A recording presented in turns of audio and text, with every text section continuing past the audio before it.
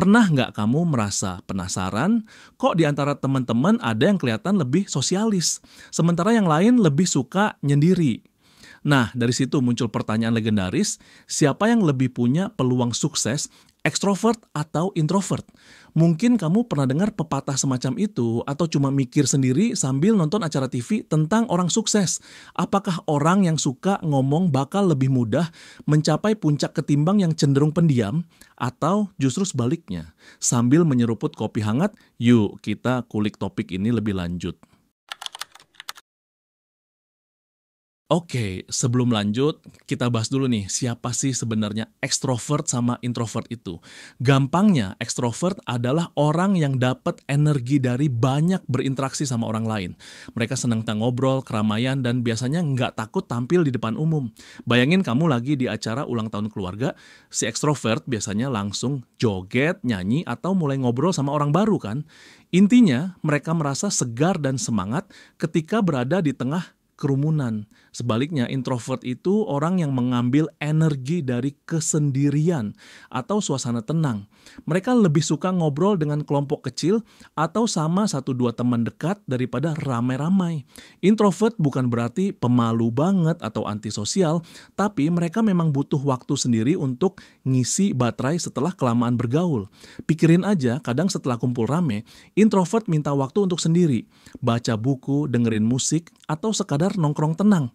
Jadi intinya kedua tipe ini cuma dua cara berbeda dalam menghadapi dunia. Ekstro senang bersinar di tengah keramaian, sedangkan intro nyaman di ketenangan. Nah, di masyarakat banyak yang beranggapan ekstrovert pasti lebih sukses. Mungkin karena bayangan kita, ekstrovert itu aktif, berani bicara, dan mudah dapat koneksi ke banyak orang. Kebayangkan, dalam bayangan sebagian orang, pemimpin atau pengusaha sukses itu selalu yang cerewet, energik, dan social butterfly.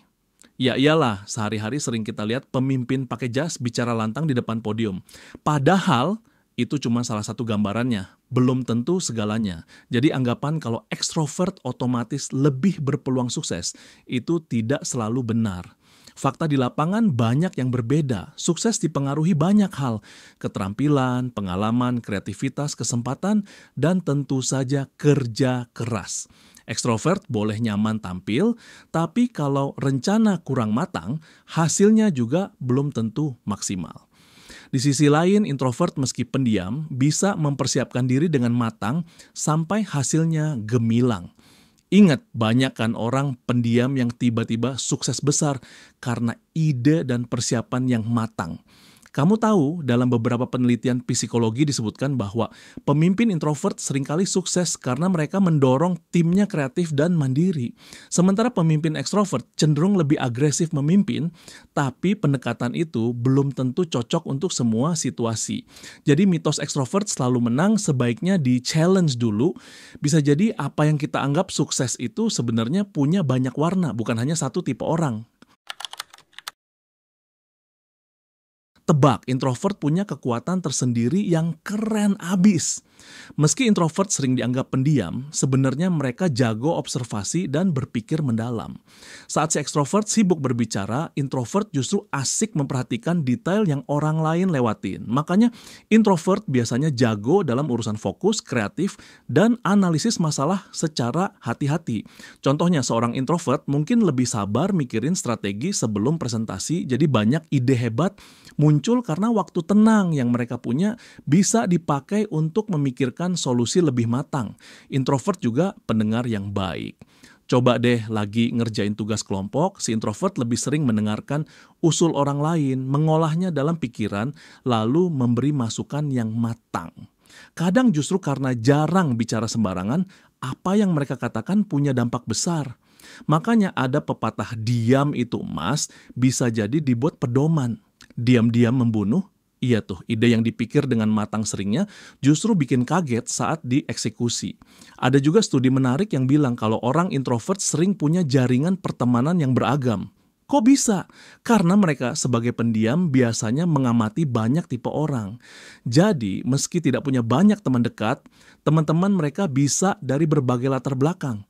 Bayangin saja saat bicara satu lawan satu, mereka bisa nyambung sama banyak tipe orang. Dari yang pemalu kayak mereka sampai yang super ramah. Ini jadi modal bagus di dunia kerja atau bisnis, karena introvert kadang punya peta sosial yang luas dalam pikirannya. Dengan begitu, mereka bisa memahami kebutuhan berbagai orang dan menghasilkan solusi untuk banyak tipe klien. Jadi jangan remehin, kemampuan ngobrol tiap orang beda-beda. Tapi jangan salah, ekstrovert punya keunggulan utama yang keren juga. Mereka jago membangun jaringan sosial karena gampang ketemu orang baru dan nggak canggung memulai obrolan.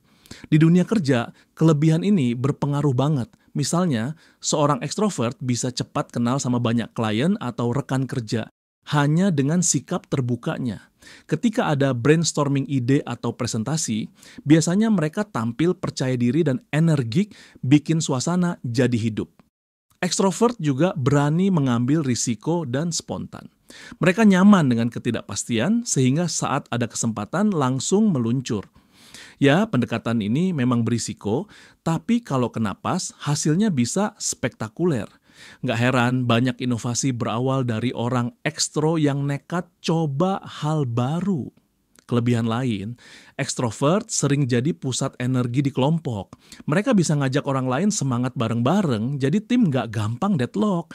Jadi, kalau kamu punya teman ekstro di tim kerja atau di kelas, kamu tahu kan gimana kalau lagi suntuk, mereka bisa bikin suasana jadi ceria lagi. Itu karena ekstrovert peka sama suasana hati orang sekitar dan tahu cara menyuntikkan motivasi. Secara sederhana, mereka seperti generator listrik berdaya tinggi yang bikin aliran energi terus menyala. Setelah tahu kelebihan masing-masing, ada satu hal penting. Keberhasilan itu lebih ditentukan oleh kesadaran diri dan strategi, bukan semata-mata karena tipe kepribadian. Intinya, kamu perlu tahu dan mainkan kekuatanmu sendiri. Kalau kamu introvert, nggak perlu maksa-maksa jadi ekstro di situasi yang bikin stres. Gunakan caramu sendiri, misalnya persiapkan materi lebih dulu sebelum meeting agar percaya diri saat bicara. Atau kalau ada presentasi penting, kamu bisa membuat slide yang meyakinkan, lalu sambungkan ide-ide dengan presentasimu. Dengan begitu, kamu tetap nyaman tampil, tapi nggak kewalahan. Sebaliknya, kalau kamu ekstrovert, sadari bahwa tidak semua orang sekencang kamu. Coba deh dengarkan pendapat introvert dulu, lalu tambahkan ide kreatifmu. Dengan begitu, kamu tetap memanfaatkan kemampuan bicaramu untuk networking, sambil juga belajar dari ketenangan introvert dalam menyelesaikan masalah. Triknya adalah fleksibel dan menyesuaikan diri.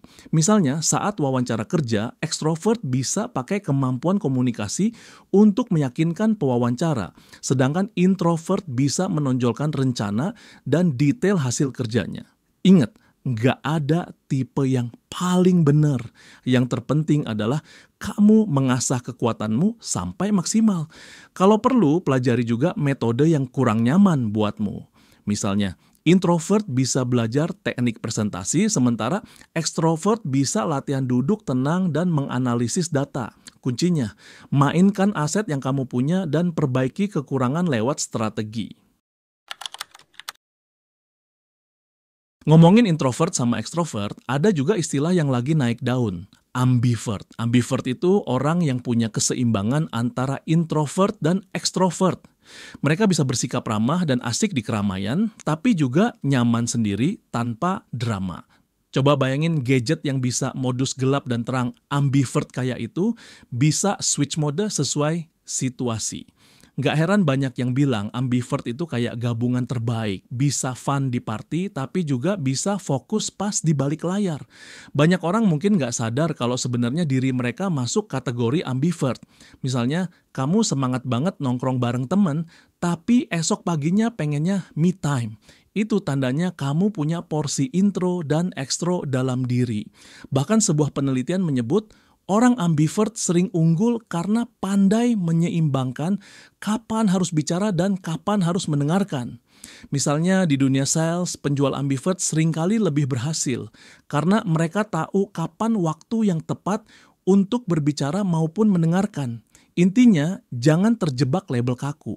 Kadang kita memang lebih cocok di satu mode, tapi dengan adaptasi kita bisa fleksibel. Kalau kamu merasa lebih banyak mirip keduanya, syukuri saja. Artinya, kamu punya jangkauan gaya yang luas, bisa menyesuaikan diri di berbagai tempat. Jadi, siapa yang lebih sukses, ekstrovert atau introvert? Jawabannya adalah keduanya bisa sukses. Ekstrovert punya kekuatan sosialisasi dan keberanian mengambil risiko, sementara introvert punya kekuatan fokus, kreativitas, dan ketelitian. Yang membedakan hanyalah cara mereka mengekspresikan diri dan bekerja. Ingat, kesuksesan itu definisinya luas. Mau jadi kaya raya, pemimpin yang inspiratif, atau senang dengan karier yang tenang di balik layar, semua tipe kepribadian punya peluang yang sama. Lihat diri kamu sendiri, introvert, extrovert, atau ambivert sekalipun, semua punya keunikan masing-masing.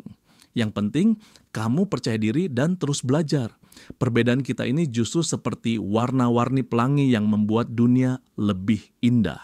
Jadi, para introvert dan extrovert, bangga dong sama dirimu sendiri.